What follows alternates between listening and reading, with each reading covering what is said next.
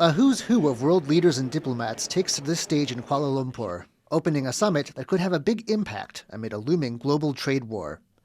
This is a meeting of the Association of Southeast Asian Nations, or ASEAN, but there are important guests. The 6 members of the Middle Eastern bloc, the Gulf Cooperation Council, all have representatives here. And China is here too, represented by Premier Li Qiang. Host and Malaysian Prime Minister Anwar Ibrahim greets him personally. Though other topics like the civil war in Myanmar are on the agenda at this three-way meeting, the shadow of U.S. tariffs is hard to avoid. As Ibrahim says, trade with the U.S. remains important, but it's also important to make sure ASEAN countries stand firm and stick to the bloc's interests as a whole in talks with the Trump administration. On tariff, for example, while proceeding with bilateral negotiations, Zafar was there in the States, but the consensus was to have some sort of understanding amongst ASEAN that decisions should not be at the expense of any other country.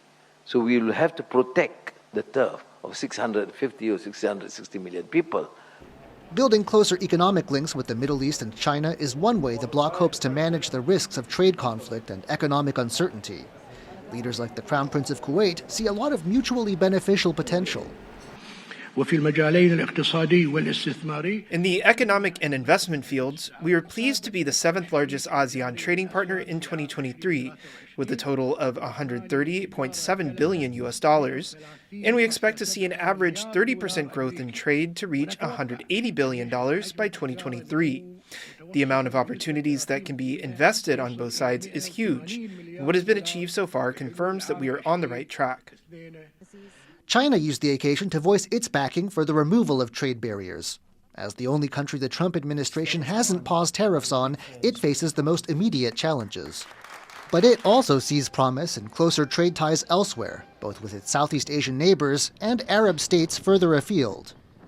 我们要坚定不移地扩大区域开放，努力把三方市场、三方地区构建成一个资源、技术、人才等更加高效流通、贸易投资更加自由便利的共享大市场。 Malaysia's Anwar Ibrahim says the countries here today have 2.15 billion people between them and a GDP of nearly 25 trillion US dollars. The hope at this summit is that however U.S. tariff policy swings, this collective bulk will make it so no one country is left totally exposed. Fuhua and John Van Trieste for TaiwanPlus.